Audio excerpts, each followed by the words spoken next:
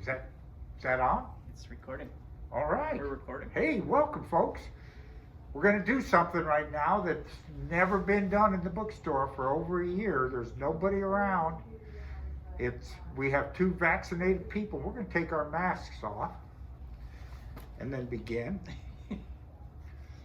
Funky old mask. Oh, nice. Good to see you. Yeah, I haven't seen you in a while. All right. It feels good to talk. Scott here. Joe Mall. How you doing? Joe, you work with Mckenzie River Trust. What's your actual title there? I've been the executive director for over 16 years now. Really? Yeah. 16 years? Blink of an eye. You know what that's like, don't you? Yeah, You've aged a little bit, but you're still young. They say if you don't grow up at age 40, you don't have to. Don't you agree? I'm going for that one, yeah. I can't wait to hit 40. Wow. We're here today because it's interesting. We've been through this long pandemic, and actually, Tsunami Books did quite well. People needed books, and it was like Love in the Time of Cholera, if you're familiar with that book, or The Plague, and Camus, where the doctor and nurse find love. Tsunami actually did quite well through the pandemic. You know, people wanted books. We had a safe atmosphere.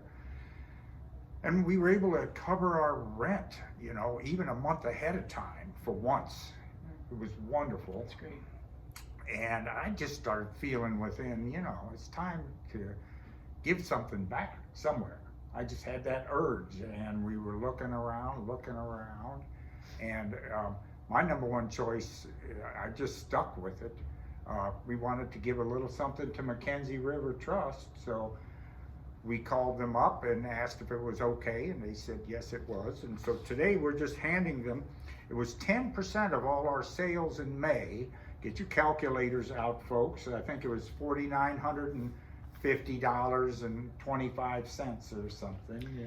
That's remarkable. I mean, for you to say you wanted to give something back, I think Tsunami Books gives things back to the community all day, every day. I mean, not just a bookstore, but all of the events that you host here. It's the real meaning, I think, of community. This is like a true public house. You don't serve alcohol, but this is where I know a large part of the public gathers comfortably. You see old friends, you get information, you share difficult times with each other.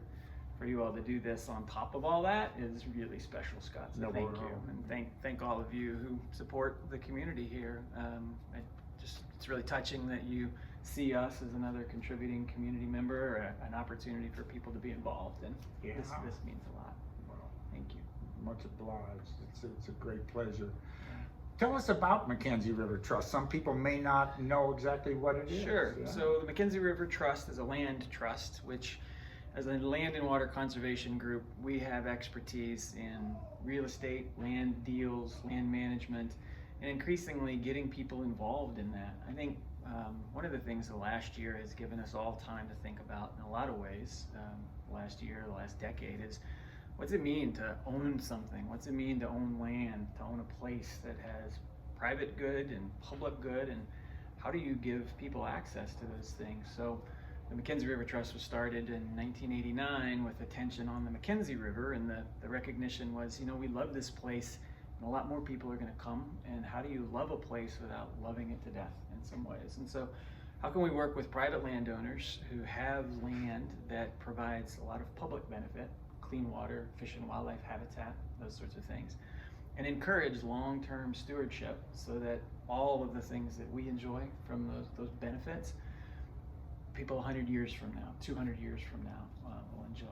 I think back, just looking up the hill here at Spencer Butte, 100 years ago, some people said, you know what, that's going to be important to this city. The people are going to want that. And thank goodness they did, because it's exactly something that all day, every day. Those trees are almost 100 years old, aren't they? Yeah. And so the trust has expanded. We work far beyond the Mckenzie now. We've kept the name because working out on the coast, down a little in the Umpqua, down the main stem Willamette, it's not easy to come up with a name that captures that geography and still has the iconic reference of the Mckenzie River. Mm-hmm. This year with the fire, we've spent a lot of time and continue to both tend to our own lands that were burned, get the Finrock Boat Launch, which is one of the properties we own, back open and people are using now, but then also just attend to the community and help just be a part of that question. It's not simply rebuilding, but how do you reimagine what a community looks like after a tragedy like that? And maybe we're all navigating that now with post-COVID. How are we going to come back together? Are we going to be comfortable doing this? Where are we going to learn from the experience? So, and reimagining the land is going to be a huge part of the community. Boy, howdy. You know, the loss of the visible loss of trees. That if you haven't been upriver, I think one of the first things that you experience is just this disorientation, because the reference points that you had, many of them are gone. Trees, forest stands, particular houses, and we know that the land will come back in its own way, in its own time, but our expectations of what it has looked like and what it should look like, we're going to have to work with each other and with the land and with the river on that. There'll be a lot of change, still a lot of change ahead, I think. Yeah, Lane County, well, we like to think we in Lane County do it better than other places, but you know, this is we're going to make an effort. We've been learning from a lot of folks along the entire West Coast who've gone through similar fires over the last decade, increasingly. And there's a lot of good information and a lot of solace, and a lot of the consistent recognition is take your time. This is it's a long recovery. Don't think you're going to be able to just jump back. It's not going to be like the way it was, and it's going to take some time, and be patient with each other and come together in places like this. And share your stories. They're important. Yeah. Wow. Beautiful. Well, you know, we've saved tsunami at times. You know, the time has come to save the Mckenzie. You know, save a lot of places around, and we're all together on that, I'm sure. What else? Keep your ears open. We're going to start having public events out in our parking lot here soon. We're going to be in communication, and look forward to seeing you. Joe comes sometimes. He's the MC of a gratitude event we have near Thanksgiving. We're going to have it this year. That's your friend Tom Titus and Eric. It's up to Tom and Eric. Yeah. Well, you know, let's just keep getting better, folks. We're going to put our masks back on and get back to work. Fun's over. And thank you very much for paying attention. Thanks again, and thanks to everyone for your support.